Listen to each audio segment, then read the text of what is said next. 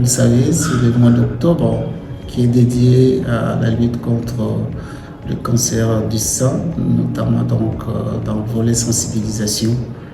Et nous, en tant qu'acteurs du terrain de lutte contre les cancers, j'aimerais bien vous parler de ces fléaux. Parce que le cancer, particulièrement le cancer du sein, ça est en train d'augmenter en termes de fréquence et nous voyons tous les jours comment les diagnostics tombent. Et par ricochet, dire un mot sur ce qui va nous arriver le 4 février 2025, donc la journée mondiale dédiée dans la lutte contre le cancer de façon générale. Et là, en tant que pathologiste, en tant que chef de département d'anapathie, je tiens à dire au monde, c'est-à-dire à tout le monde, quel que soit le domaine d'activité, la vie courante, que ça va être une grande journée et préparons-nous à avoir la bonne information, à avoir des attitudes qu'il faut pour éviter en fait les cancers de façon générale et bien sûr des bonnes pratiques pour que nous puissions ensemble prévenir les cancers. Attention, le cancer c'est une réalité dans notre pays, mais pas du tout une fatalité. La lutte contre les cancers est divisée en 6 piliers, allant de la prévention jusqu'à le suivi post-traitement, en passant par le dépistage, le diagnostic, le traitement et bien sûr les soins palliatifs qui vont compléter. Mais de façon pratique, cette lutte comprend 3 étapes majeures. Il faudra une première étape, la sensibilisation, la prévention primaire. Une deuxième étape de dépistage de tous les cancers. Et une troisième étape de prise en charge dans ces 2 volets, diagnostic et thérapeutique. En ce qui concerne la RDC, nous devons donc bien sensibiliser la population par rapport à différents types de cancers en suivant bien sûr les populations cibles, les tranches d'âge cibles.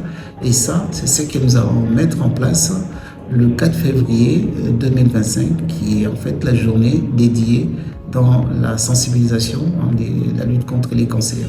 C'est à partir de là qu'on verra comment mettre en place des mesures de dépistage des différents types de cancers. Chez la femme, on sait que c'est les cancers du sein et les cancers du col qui sont de loin les cancers le plus fréquemment diagnostiqués, autour de 55% le 2. Et chez l'homme, c'est les cancers de la prostate, les colorectales et le foie qui sont les cancers le plus fréquemment rencontrés.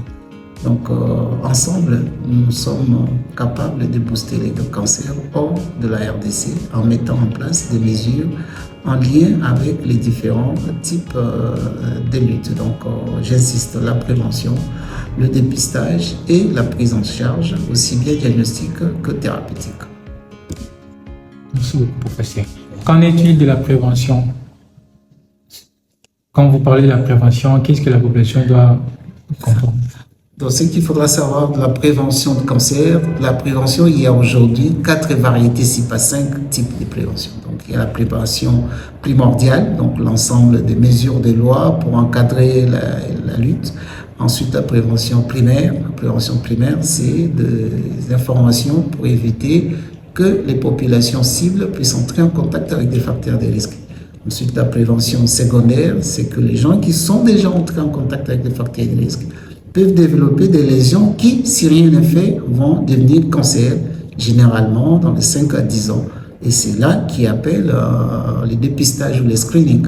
Et ensuite, les préventions tertiaires, c'est des gens qui ont des lésions précancéreuses, qui sont devenus des cancers, mais il faut les diagnostiquer précocement pour éviter que ces cancers puissent s'étendre.